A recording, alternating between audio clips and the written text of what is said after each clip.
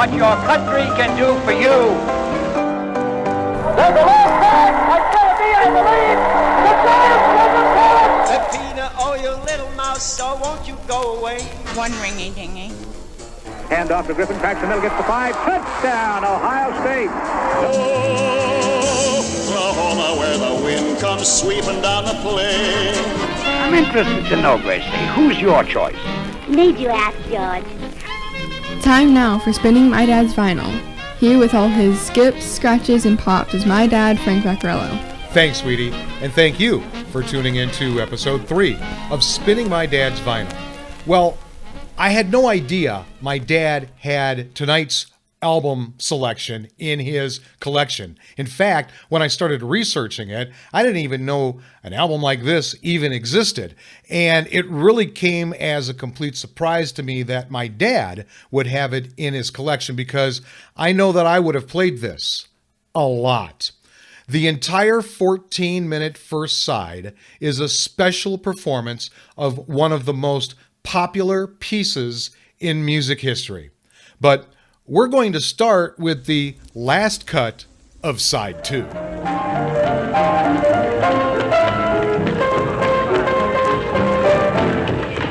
George, Clark and McCullough here yet? Nope, they're not here yet. Those fellows are always late. Tell you what we do. While we're waiting for them, let's take the girls and the buck dance and strike up the band. Good. All right, kids, come on, strike up the band. Hurry up.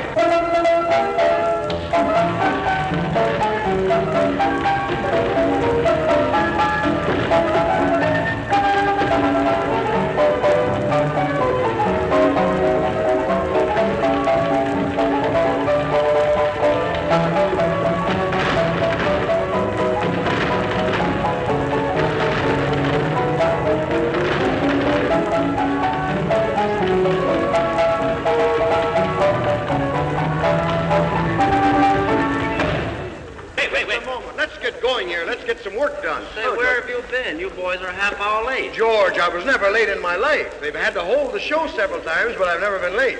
You boys don't even know your lyrics to the show yet. We know the lyrics all right, but they're too high. You see, I'm a bass singer. I sang bass for 10 years at the Metropolitan Opera House? Museum. All my family are musicians. Listen, you may come from a very musical family, but you still don't know the lyrics to this show. I'd know the lyrics if you wrote some notes in there like you wrote in your Rhapsody in Blue. Listen, you'll sing the Mademoiselle song that I wrote for you and like it. I like all your songs. How are you going to argue with an impresario like that? I left my Mademoiselle in New Rochelle, but what the hell? You'll do as well. I left my Mademoiselle in New Rochelle, the truth to tell. You're twice as swell. I love your lips. Oh boy, what hits when I observe its lovely curve. Then I declare, yes, I will swear, I'm glad I'm here over there. Oh, lady, if you could learn to play mama to this papa, then what the hell? I'll never go back again to New Rochelle.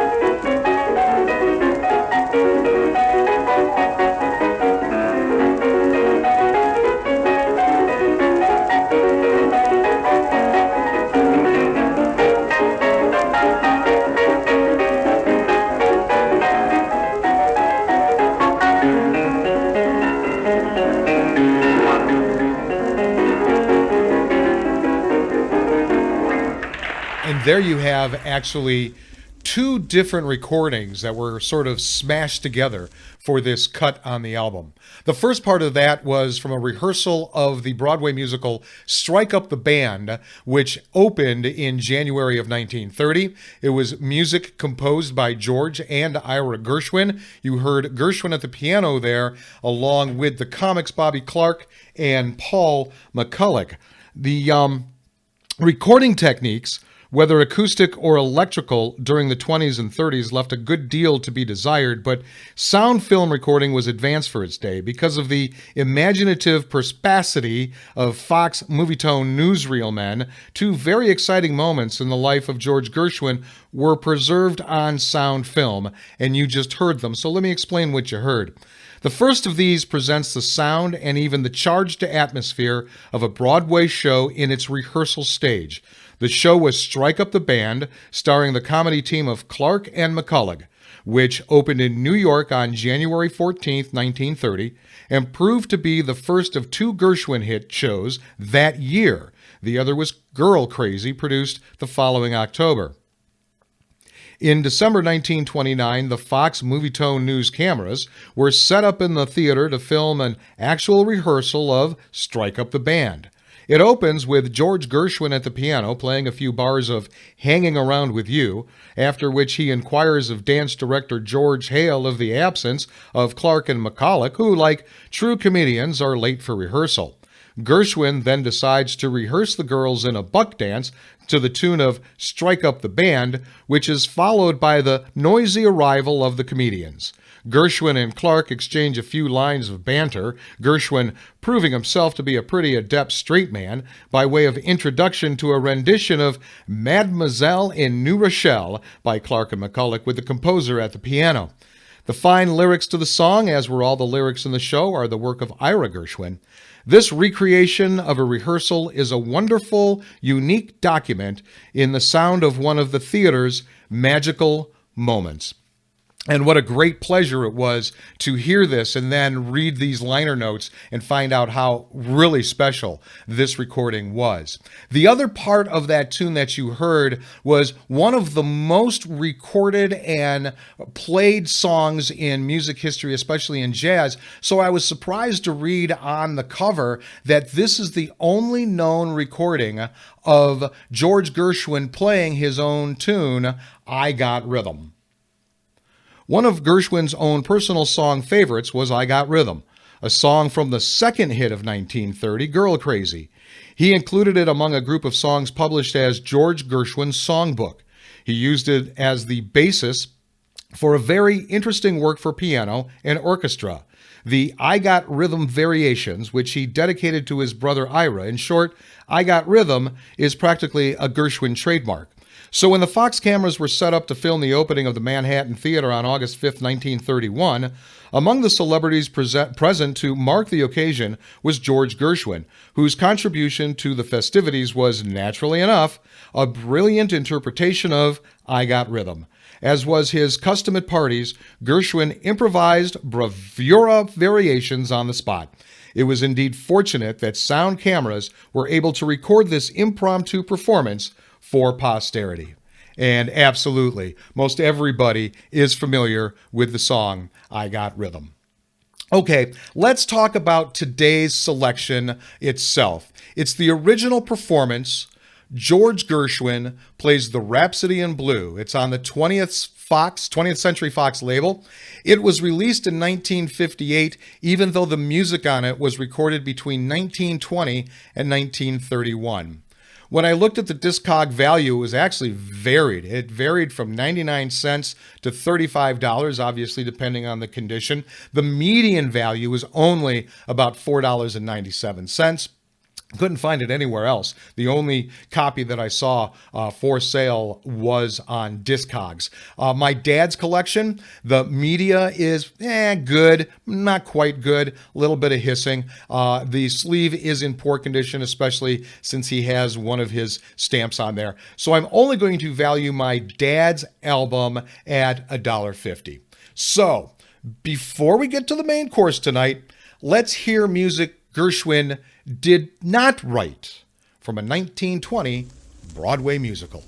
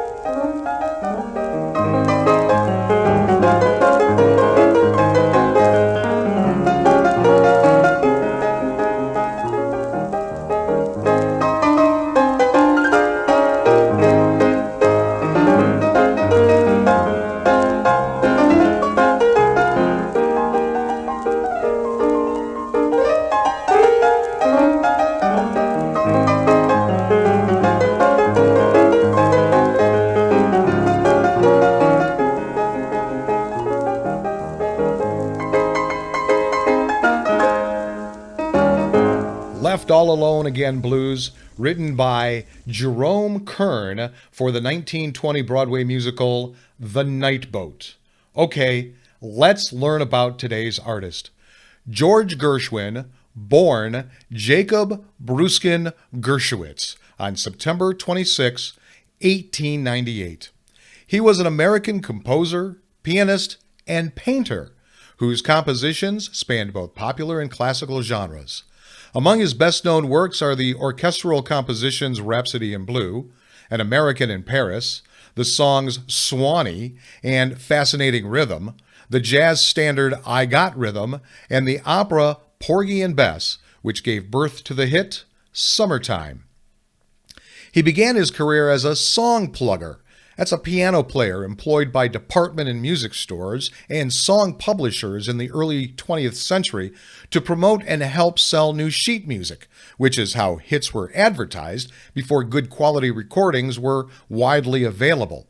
But soon he started composing Broadway theater works with his brother Ira Gershwin and with Buddy DeSilva. He moved to Paris intending to study with Nadia Boulanger, but she refused him. He subsequently composed An American in Paris, returned to New York City, and wrote Porgy and Bess with Ira and DuBose Hayward. Initially a commercial failure, it came to be considered one of the most important American operas of the 20th century and an American cultural classic. Gershwin moved to Hollywood and composed numerous film scores. He died in July of 1937 of a malignant brain tumor.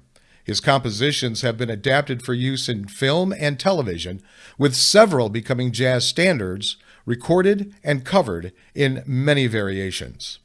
Okay, time for today's interesting side note. The recording of Rhapsody in Blue that you are going to hear today was not actually Geroge Gershwin playing a piano into a recording device. The recording device was actually something that captured it so it could be put on a player piano roll. I'm sure you've seen them in especially old Western movies, where it's a roll of paper with a bunch of holes in it, and you pop it into the piano, and the piano plays itself. Now, I was first exposed to player piano rolls back in the 1970s and 1980s. My dad was the accountant for a piano company, a store in Cleveland. And in the back room, Bill Cap had thousands of piano rolls. And it was so cool. While my dad and he were off in the office doing, whatever they're doing with the books, I was allowed to take some of the player piano rolls out and pop them in. And I got to play some of the coolest music doing that. So I was exposed to this technology a long time ago. Now, quite a number of recordings of Gershwin's recordings resulted from one of his lesser-known activities during his youth, the cutting of player piano rolls under his own name and several pseudonyms. Even as a youngster, Gershwin had a considerable reputation as a pianist. By the time he was 15, he was working as a professional pianist in Tin Pan Alley. Later, he went on to serve as an accompanist for such big-name vaudeville stars as Louise Dresser and Nora Bayes. And he also worked as rehearsal pianist for Broadway shows. Around January 1915, Gershwin began making piano rolls. Within 10 years, when he made his last, he had become one of the most celebrated American composers in demand to write show scores as well as works for the concert hall. Okay, I promise. We're going to get to the tune that you came to hear in a few minutes. But first, I want to know if you can do this.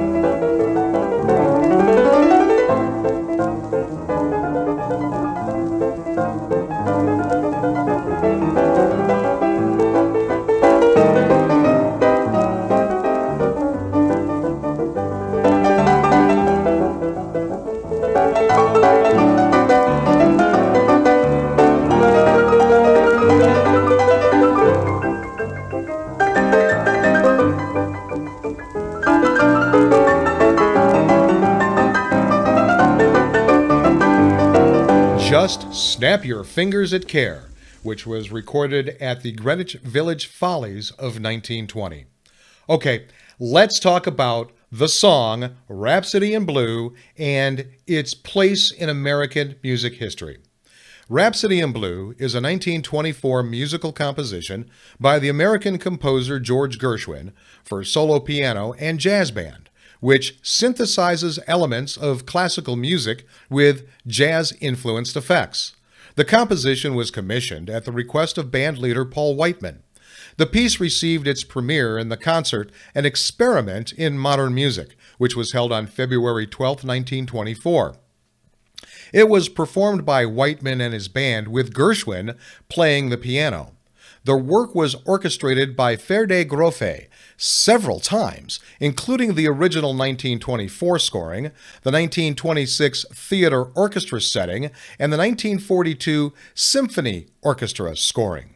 He later claimed that while on a train journey to Boston, the thematic seeds for Rhapsody in Blue began to germinate in his mind. Gershwin told biographer Isaac Goldberg in 1931, quote, "It was on the train with its steely rhythms, its rattle-tee bang that is so often so stimulating to a composer. I frequently hear music in the very heart of the noise, and there I suddenly heard, and even saw on paper, the complete construction of the Rhapsody, from beginning to end. No new themes came to me, but I worked on the thematic material already in my mind and tried to conceive the composition as a whole. I heard it as a sort of musical kaleidoscope of America, of our vast melting pot, of our unduplicated national pep, of our metropolitan madness. By the time I reached Boston, I had definite plot of the piece, as distinguished from its actual substance." What's really interesting about that story is I took a history of jazz class back in college, and the professor really talked about the really good songs that really had a long length of time. They stuck around for a long time, were songs that had that kind of rhythm, that sound. So it was really interesting to read about Gershwin talking about how he came up with Rhapsody in Blue. Now, before we get ready to play what you came here to hear, most of you are probably familiar with the orchestra version of this song. In fact, United Airlines started using pieces of it in their commercials back in 1980. So I'm sure you've heard of it. And you're also very familiar with that opening clarinet wail that Gershwin actually worked on with that clarinetist in that very first 1924 orchestra. In fact, we're going to play that here for you real quick. One of the firms for which Gershwin made piano rolls was the Aeolian Company, developers of the remarkable Duo Art piano and rolls. Although the conventional player piano made little allowance for nuances of expression, the Duo Art was so designed as to be able to reproduce not only the exact notes, but also the shadings of dynamics, loudness and softness, and pedaling. Thus was the original performance so accurately reproduced that Aeolian used to stage blindfold tests during the 20s, challenging the judges, usually music critics, to determine whether they were listening to the pianist in a live performance or the Duo Art. Is it Memorex or is it live? Happily, among the rolls cut by Geroge Gershwin for the Duo Art was a complete performance of the Rhapsody in Blue. Originally written for the piano, the Rhapsody in Blue, in the form most of us know it, was orchestrated by Ferde Grofe, who worked from Gershwin's suggestions in the manuscript. It is interesting to hear the composition as originally conceived by Gershwin and as he himself liked to play it.